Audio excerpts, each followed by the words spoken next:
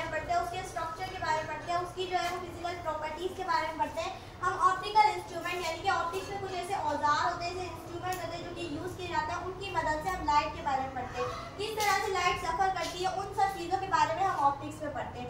उसके बाद हमारे पास आ जाती है साउंड। साउंड में हम जो है वो साउंड वेव की स्टडी करते हैं कि किस तरह से साउंड वेव की प्रोडक्शन होती है, किस तरह से जो है वो साउंड वेव बनती है। जिस तरह से मैं बोल रही हूँ तो मेरी आवाज़ जो है वो आप लोगों तक पहुँच रही है, किसके थ्रू? साउंड वेव के थ्रू। क्यों? क्योंकि यहाँ पे भी साउंड वेव मौजूद है।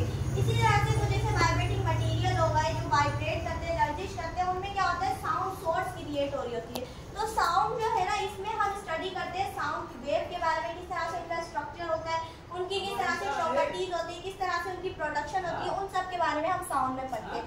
उसके बाद है न्यूक्लियर फिजिक्स। न्यूक्लियर फिजिक्स में हम जो है वो न्यूक्लियस के बारे में पढ़ते हैं, उसके इंट्रोडक्शन के बारे में पढ़ते हैं और उसका किस तरह से स्ट्रक्चर होता है उसके बारे में पढ़ते हैं, उसके अंदर कौन कौन से पार्टिकल, कौन कौन सी चीज़ें मौजूद है, उन सब के बारे में हम न्यूक्लियर फिजिक्स में स्टडी करते हैं। तमाम मालूमात जो है ना वो न्यूक्लियर से मुताबिक न्यूक्लियर फिजिक्स में पढ़ते हैं। अब उसके बाद एस्ट्रोफिजिक्स आ जाती है। एस्ट्रोफिजिक्स में हम यानी वो चीज़ें जो फिना में मौजूद है, जैसे कैस्ट्रियल बॉडीज हो गई, वो जो है वो फिना में बाहर जो है मौजूद है, जैसे एस्ट्रॉइड, कॉमेट्स वगैरह होगा, तो उन सब के बारे में हम जमीन पे रह के स्टडी करते हैं, उसको हम एस्ट्रोफिजिक्स कहते हैं। उसके बाद जियोफिजिक्स आ जाती है। जियोफिजिक्स में हम जो है वो अर्थ के इंटरनल स्ट्रक्चर के बारे में पढ़ते हैं कि किस तरह से कौन कौन सी चीज़ें जो है वो हमें अर्थ से मिलती हैं, जैसे मादनियात, मिनरल्स वगैरह हो गए, गोल्ड हो गया, सोना जिसे हम सोना कहते हैं, या सिल्वर वगैरह हो गया, वो सारी चीज़ें हमें ज़मीन से हासिल होती है, हम ज़मीन से हासिल करते हैं।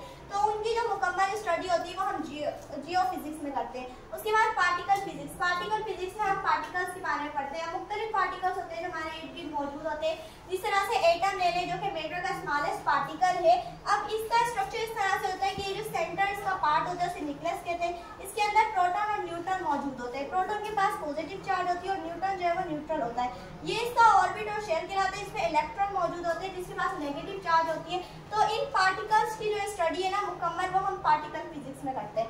उसके बाद प्लाज्मा फिजिक्स। प्लाज्मा फिजिक्स क्या है? पहले तो प्लाज्मा हमें मालूम होना चाहिए। प्लाज्मा एक ऐसी आयोनाइज्ड गैस है जो किसी भी बल्ब वगैरह में या ट्यूबलाइट पहले चलती थी, उनमें अगर हम डाल देते हैं तो क्या होता है, उसके जो पार्टिकल होते हैं वो इर्द गिर्द फैल जाते हैं, बहुत ही तेजी से उसके पार्टिकल जो है वो फैलते हैं और उन पर जो है ना कोई एक जो चार्ज है वो कैरी करते हैं। जो इसीलिए आमतौर पर हम जो है आयोनाइज्ड गैस को प्लाज्मा का नाम देते हैं और इसकी मुकम्मल स्टडी हम प्लाज्मा फिजिक्स में करते हैं।